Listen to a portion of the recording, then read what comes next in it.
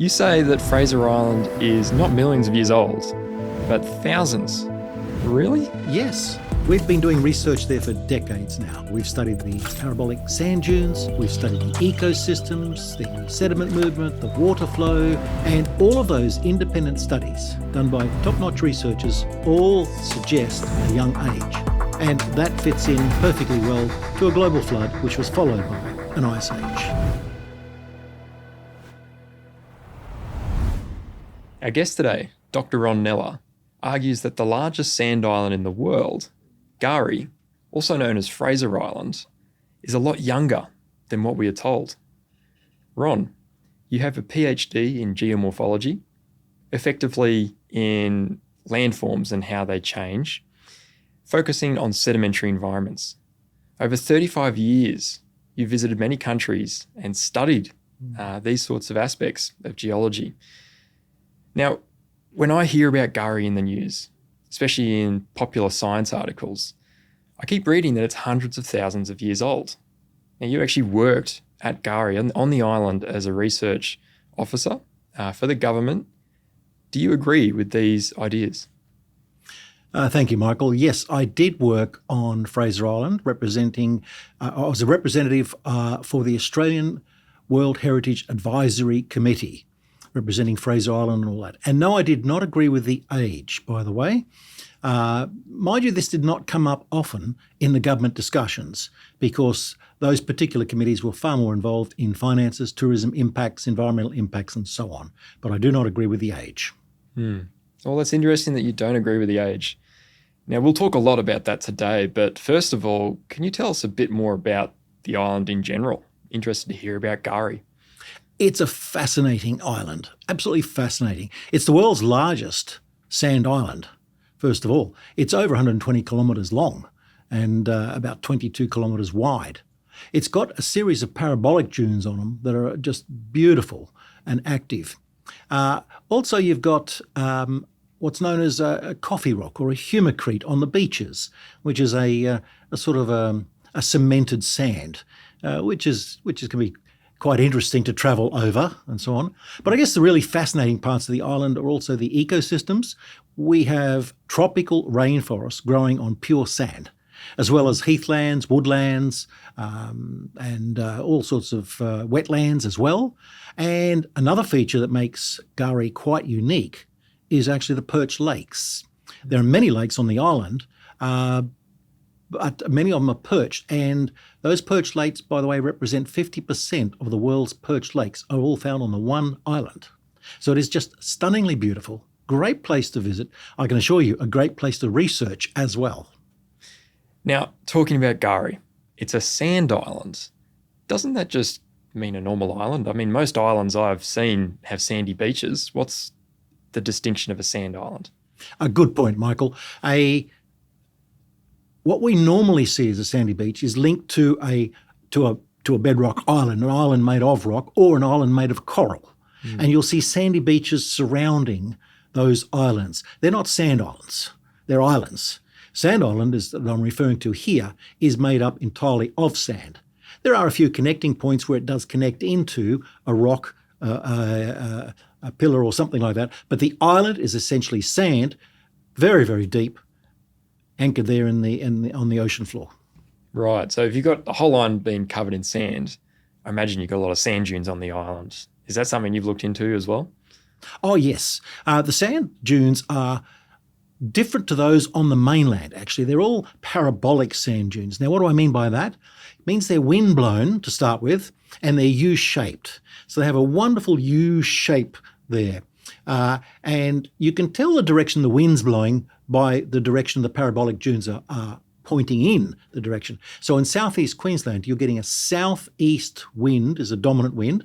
And so it's tilting the direction of the U to the northwest. So they shape like that. So they've got long trailing arms, but they've also got a sort of a hollow in the middle between the trailing arms of the U. So these parabolic dunes are very common across the island. Okay. So were these dunes all created at the same time, or do you think they appeared over a longer amount of time, like one at a time? Well, they certainly occurred one at a time, because you'll often find that after a dune has been placed down, another dune has been placed on top of it or covering it. And so you'll get a sequence of dunes. So there is time involved, yes. And what that means is that the part of the island that is closest to the west coast of the island, I should say, closer to the Australian mainland, is considered to be older because it's been overridden by other dunes, and therefore the eastern side of the island, on the Pacific Ocean side, is considered to be younger. Okay. And are these dunes mostly made of sand, or are there some other materials inside? Oh, sand. Sand. Beautifully well sorted Aeolian sand. So they came from a marine environment, but they were blown by winds into these parabolic dunes, these U-shaped dunes, and they have very much they're wind-blown sands. Right. Beautiful quartz, in fact. It's quartz. Before we continue, a quick heads up. Stick around until the end of the interview, because we'll be giving away a free stream of our award-winning documentary, Evolution's Achilles Heels. You won't want to miss it. Now back to the interview. You mentioned rainforests earlier and how you got rainforests growing on this sand island. How do they get nutrients? Are there other types of sand that are a bit better for the rainforest? Like, what's the composition like of the island? Good point. Yes. What you're seeing on the island is a development of a soil profile, even within the sand. And it's called a podosol. Now, that podosol is developed deeper on the western side than on the eastern side. Now, how does that come to be? What happens there is the upper layers of the sand are leached. So your colourings of your sand, your ions, your aluminiums, your coatings, are leached downwards into what's called a B horizon. So we have an upper, clear-coloured, pure white, in fact, sand called an E horizon, and then lower down you have a B horizon, rich in colour from the ions, the aluminiums, the organic materials, and so on. Now, your question, do the plants get access to it? That's the point. If the plant roots can reach the B horizon, they have incredibly rich nutrient environment. And so that's why you'll actually see a sequence of vegetation across the island. On the new sand that's been deposited, you're not going to find those nutrients. So it's a heathland type environment. As you move in and they're slightly older and the sands have become, the B horizon is better developed, you'll get more of a woodland. Where the B horizon is richly developed with a slightly older sand dune, the rainforest loves it. But when you get older again, that B horizon goes too deep for the plant roots and they can't access it. Hence, the island drops back into a woodland or a heathland again. The B horizon is the lowest level of a soil profile, in a sense that you have an AO, or organic layer, up the top. You often have a leach layer, which we call the E horizon, through there where all the material goes through. So your organic material that's breaking down is leached down into the B horizon. You've got ions, aluminiums, which cover sand, are leached down, weathered from the sand, and it all accumulates in a lovely layer, rich as, known as the B horizon. Okay. And do you get any rocks on the island? You said it's mostly out of sand, but are there some sort of rocks that find their way in there? Yeah, I wouldn't call it a rock necessarily, though you would treat it as, if you were driving a vehicle and you hit it, you would consider it a rock. Okay. It's going to do a lot of damage to your vehicle. It's called coffee rock by the public. It's actually a humocrete. So it's a cemented sand, again, rich in iron, aluminium, and so on. That when that sand is exposed to the atmosphere, it oxidizes, and at that point you then rapidly develop a cemented sand, one that's hard to deal with. Gives beautiful color to the beach, but be cautious when you're driving over them. They're not stable, but they are difficult. Yeah, actually, I have heard of coffee rock. I remember I used to go surfing at a place called Alexandra Headlands, which I think is pretty close to Gari. It is. Bit south on the Sunshine Coast, and me and my mates, when we go surfing there, we'd always be cautious of coffee rock, because underneath the sand you get the coffee rock at the beach, and sometimes a big storm would come in and erode away the top layer of sand, and you'd get the coffee rock underneath. And if you're walking out past just to get to the shallow bits of the waves, you've got to be really careful not to step next to coffee rock, because then your whole ankle kind of caves in near it, gets all scratched up, and then you don't really want to go surfing anymore because I remember that. And the local council, they actually found that the people living there really didn't like the coffee rock being exposed. So they actually started importing sand in to cover it back up again. And it was a lot of effort to do that. I thought that would just happen naturally. Are they just doing that to speed up the process, or do they have to do that to cover the rock back up? No, they are speeding up the process because where you're referring to, Alexander Headlands and the beach, are very popular tourist destinations. Normally the sand would come back in a matter of weeks or months, depending upon the tidal conditions and the weather conditions. And that's as a result of sand simply migrating up the beach as usual from the south to the northerly sections, migrating up in a sort of a zigzag manner. And so the sand continually moves up the east coast of Australia in that zigzag as it goes around headlands and all sorts of things, and ultimately ends up on Gurry. That's the ultimate destination. It's sort of like using a broom to sweep up a room of dust or sand, and you get it all in one pile. Well, that's what Gurry is. It's the end of the sand travelling, because the sand on the northern end of the island drops over the continental shelf. That's why you don't have sand beaches further north, where you've got coral reef and so on. So, in a sense, Gurry is the sand dump of Australia. So some of the sand that I walked on at Alexandra Headlands in time, that would actually be at Fraser Island, some of those grains. I'm sure it will be. Wow. If you want to live that long. That's a long time. Well, that's an interesting point. So you've got all this sand that sounds like it's pretty regular, just being moved up, every year, a certain amount of sand. Does that mean we can use that rate of sand building up? Can we sort of work backwards to say, this is how much sand is there? Would have taken this many years to get there? Or is it a little bit more complex when we think about Fraser Island or Gurry and its construction? I'd argue that's a little bit more complex, yes, because when you look at the size of Fraser Island, as you say, Gurry is its correct term, Gurry is massive. And so, yes, we have a current measurement of today's processes, but that will not explain the massive accumulation of sand on Gurry. There are other factors involved in this story as well. So how do the secular geologists, mainstream science, how do they explain how Gurry formed? Well, they are using the current rate of movement up the coastline, but they're giving it then many, many years, hundreds of thousands. In fact, they would argue that Gurry is somewhere in the order of 700,000 to 1.2 million years old. And so what they're arguing is that current rate of sand is moving up to Gurry, being deposited there, wind is then blowing and sand dunes are being formed. But when they look then at the parabolic sand dunes, they see different sand dunes with slightly different features, and they therefore argue that there must have been sequences of extra sand coming in. And so to explain that, what they do is they link that to the apparent multiple ice ages that they argue happened, and that each time the ice melted and the sea level rose, it added more sand to Gurry as well, and that created a whole new parabolic set of dunes that overrode the ones that had been previously deposited, as we mentioned earlier. And so they see that as a sequence of both sand moving up and multiple flushes of sand from various ice ages and their melting. Right, so it's not all made just from that longshore transport or the movement of sand up the coast. There's another factor of the ice ages. To account for the volume of sediment, yes. A different source, okay. So you don't agree with this view. Can you explain that?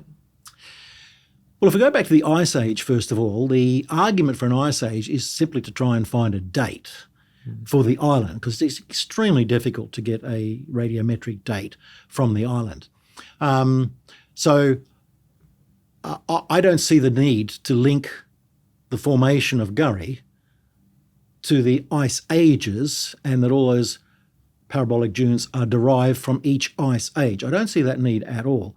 And the two reasons I don't see that need is because, firstly, the parabolic dunes do not seem to differ too much from each other to represent the long time periods between those ice ages, one would have expected to see bigger differences in landscape development, in Podozolic soil development, in all of those things there as well.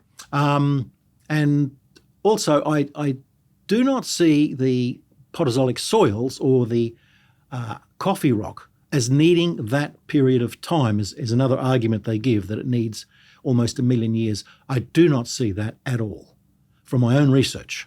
So Podozolic soils, that sounds important. Why don't you think it takes hundreds of thousands of years for that to develop? Well, interestingly, I did spend part of my life in Finland. And Finland, the land is still emerging slowly out of the Baltic Sea after the previous ice age. And in that land, on that surface, you're actually seeing Podozolic soils developed. But the research that's gone into that, and a lot of research, has shown you that you'll actually identify it as a Podozolic soil in about 100 years. That's all it takes. And they are now estimating that the full development of a Podozolic soil, with its leached upper and nutrient-rich lower section, is in the order of about 1,000 years, perhaps 5,000 years at a maximum. Now, we can't really compare Finland to Australia. I would say Finland is more challenged in developing a Podozolic soil because of its tundra, its cold conditions, temperatures are not suitable, rainfall is not suitable. You come to Gurry, you have the perfect environment. You have sand, which is going to be readily leached. You have high humidity. You have great rainfall. In other words, the speed of the Podozolic soil would have been much less in time than that which is occurring in Finland. So therefore, I do not see why the argument is put forward that these Podozolic soils and coffee rocks, which are derived from the Podozolic soils, are actually needing hundreds of thousands, if not 1 million years. Yeah. So if they're much more challenging to develop in Finland and they developed relatively quickly, yes, there's no reason we should believe they took much longer at Gari to develop. Correct. I don't see the logic that connects those, that you'd argue that when you've got ideal conditions here and difficult conditions there. Yeah. Okay. Now, you also mentioned the coffee rock. That sounds like an important feature. Can you tell us a little bit more about coffee rock and why it's significant? Certainly. Coffee rock, as I mentioned, is a cemented sand.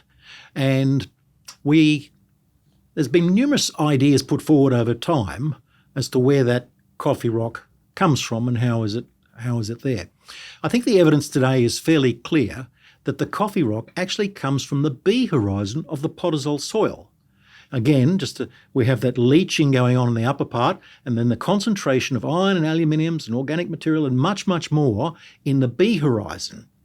Now, when the B horizon is exposed to the atmosphere, it'll go through a very rapid process of oxidation and so on, and what you're going to see then is very rapid formation of a cemented sand. But only when it's exposed will it do that. So, interesting little research we did on the island a couple of years back. We were looking at the coffee rock on the beach, on the eastern beach, and we were trying to drill into it. And we find it's difficult. We can drill into it with an auger, but it's difficult. We then decided to move a couple of metres back into the sand dune where this coffee rock is meant to go under the sand dune. Only a couple of metres is all we did. But as we drilled down through those first little bit of white sand, we came across the intense coloured sands, but they were not resistant. They were so easy to auger, just like any other sand. It had not oxidised. It had not become coffee rock. We did that in multiple places. And so we've come to the conclusion, therefore, that once the B horizon is exposed to the atmosphere, it becomes a coffee rock.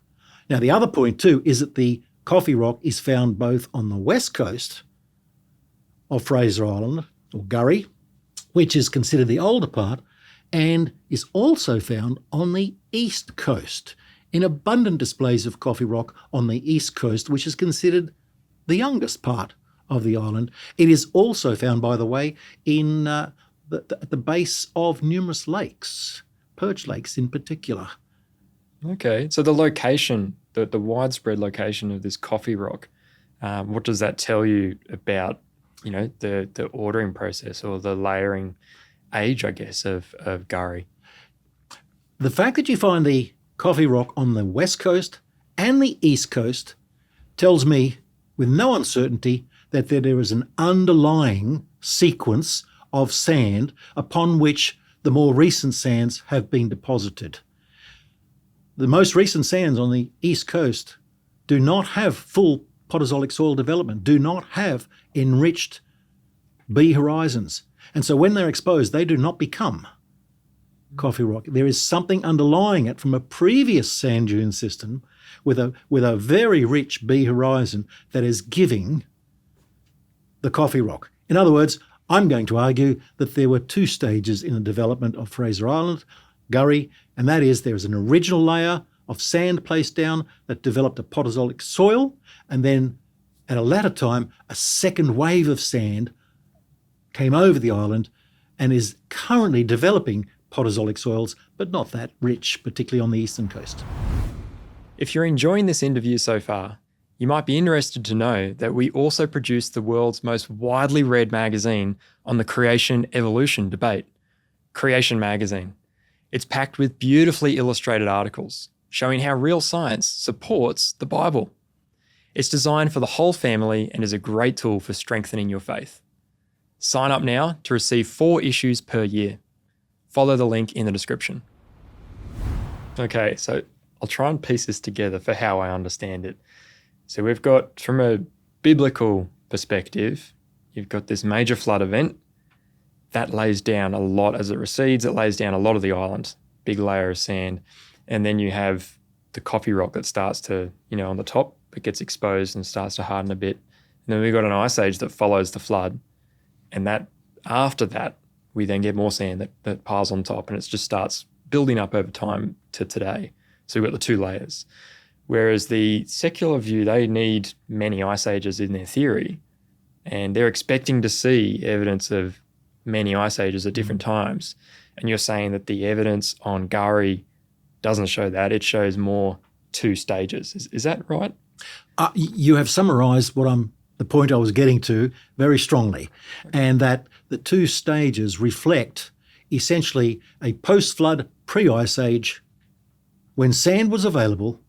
As the receding waters of the flood ran off the land, you've got abundant material there, which would have then, in that near-shore environment, would have become coastal for a short period of time, developing coastal sand dune system of some sort. We then had the ice age. At the end of the ice age, as the water levels rose rapidly again, there's a massive flush of sediment being pushed up by the rising waters, which then creates the second layer of sand on that. So that becomes a post-ice age deposit. So you've got a post-flood, pre-ice age deposit, then overlain with a post-ice age deposit. Now, the fact that we have 2 systems was recently confirmed in a very detailed, in fact, the most detailed study ever done and published this year, 2024, where they looked at many boreholes and across the islands and so on. And they said, yes, there are variations across the island, but they made a very important point. There were 2 distinct environments. An older one in which the Podozolic soils were well developed, and a younger one overlying it. Now, they called it Pleistocene and Holocene because they're trying to base that on the ice ages, as they're looking at multiple ice ages and then trying to put a date. That's just correlation. That's not proper date. That's just, it correlates. I'm arguing that, in fact, yes, I agree with you. There are 2 major layers, an older layer and then a more recent layer, but they reflect post-flood activities. Yeah, very interesting. Now, I know that this we call that's relative dating, I guess, when you look at the order of things. But a lot of people like to point to absolute dating. And they say that, what about radiometric dating methods? Can't we just calculate, just find a sample of the sand or rock or carbon somewhere and go, well, that's how old it is. What do you say to that? Well, using radiometric dating overall is problematic for me. For various reasons, which I won't go into. But for example, one of the problems I've faced in my research as I travel the world was you've often got multiple choices of the dating technique. And But if you then apply those different dating techniques, you're going to get very different answers. So which one was the correct dating technique? When both are suitable or three are suitable, which one is the correct one that I should be using? And you'll get multiple answers. And which one do you choose? But I think on Gurry, you're actually challenged by the fact that it is a sand environment.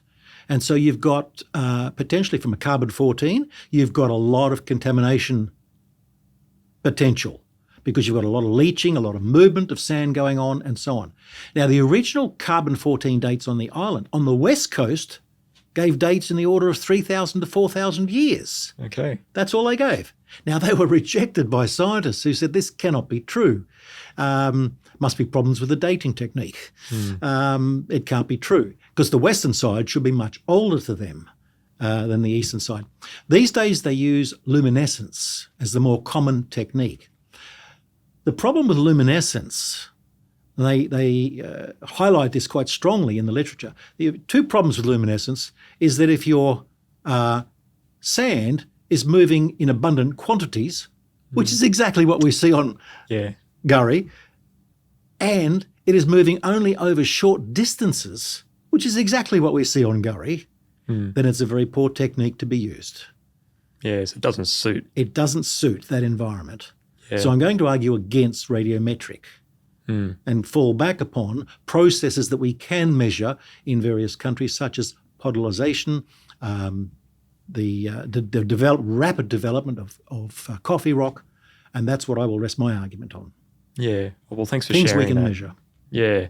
Well, I know in creation.com on the website, we've got a lot of articles that go in detail into even the individual different dating methods and how they're used. So I'm sure our listeners can do some more research there if they're really interested in those issues. But for the moment, we'll come back to another point, which I was really interested in, was the Perched lakes, the one that I visited when I was a kid, Lake Mackenzie. Can you tell us a bit more about Perched lakes and why they're special for Gurry? Yes, well, as we've mentioned, 50% of the world's perched lakes are on that island alone. Now, a perched lake is one that is not connected to the groundwater, which seems somewhat odd. You've got water sitting on pure sand, and it should have just infiltrated straight into the sand. But it's not doing that. Now, an old argument was that what must have happened is organic material got washed down from the sides of the sand dunes, accumulated, and created a sort of a impenetrable layer, a sort of a barrier, and that didn't allow infiltration. But we do know that our perched lakes rely upon rainfall or the local runoff from just local areas. It's not a groundwater lake, and we do know that they can fluctuate because it depends upon the rainfall that's going on at the time. But what we did in two particular lakes that are perched, that we had a good look at, once when one of them went quite low in its water level, we got into parts almost the central part of the lake. And a little bit of a rub on the surface of the white sands revealed coffee rock beneath it. And in both the islands that we looked at, both of the lakes that we looked at that are perched, we found coffee rock on the edge or at the base of it all. So my argument would be that those wonderful perched lakes that are so prevalent on the island in sand, which is amazing, in sand, is because when the parabolic dunes were blown, it was all of the upper layer, the E horizon, the white sands were blown up into a beautiful parabolic shape with its trailing arms, but leaving that hollow in the middle. And what was at the base of the hollow? The B horizon. As the white sands are blown off, the B horizon is there, and then once the B horizon, rich in iron and aluminium, is exposed to the atmosphere, it begins to oxidate, and therefore oxidation occurs, and it begins to form coffee rock. And that is what is less permeable, and hence we now have these lakes sitting above. And by the way, Mackenzie's a beautiful blue lake, absolutely beautiful, but there are many colours of lakes on the island depending upon where that water is coming from. Lake Boomingen has a beautiful red, almost orange, but a red, deep red colour. Oh, gorgeous to look at. That's because it has a large tea tree swamp upstream. That's where it gets its water from, a tea tree swamp. So when you go swimming there, and I challenge you to do this, make sure you have a drink. You are drinking tea. It's cold tea. I'm not kidding. When you swim there, people are caught off guard. You're actually having a cold cup of tea. It is so strong. It's beautiful. That's pretty cool. Well, next time I visit Gari, because I didn't visit the Birmingham. Birmingham. Yes. Yeah, I didn't visit that lake. So I'll have to bring my tea mug with me next time and have a drink when I'm in the lake. Wonderful. Just do not add cream or milk to the lake. They're very fragile lakes, by the way. Yeah, we don't want to contaminate the lake, of No course. driving your four-wheel drive into them. Yeah. Okay. We used to do that in the past, but now we realise they're perched, they're vulnerable, they're extremely fragile. Yeah, we want to look after these lakes. We want to look after these lakes. So, summarise for us, how did Gari form, according to you? Well, if we draw all that together, I am going to say up front, I'm a biblical creationist, and that's based on my 35 years of research worldwide, when I didn't hold that view, but the scientific evidence that I collected worldwide on so many different features, not just Gari, but on so many landscape features, fossil studies, all sorts of things worldwide, I came to the conclusion that a global flood did occur. The formation of Gari then seems extremely simple to me, and that is that on the receding stage of the flood, as the flood waters are washing off, you've then got available sediment that could easily be dried out and windblown into a set of dune systems. Whether they're parabolic, we don't know, but they were blown into a dune system that developed then a Podozolic soil. We had an ice age immediately after the flood, and that is well documented in our literature. And if anybody wants to chase that up, again, go to creation.com. Our literature has got a lot of material on that. Have a look at that. Once the ice age had completed and the sea levels rose back up again to where they are today, it pushed the sand, extra sand up, which then gave this second layer of sand on Fraser Island, known as Gari these days. And so you will find subtle differences in that upper layer, that's fine, but two distinct layers of sand.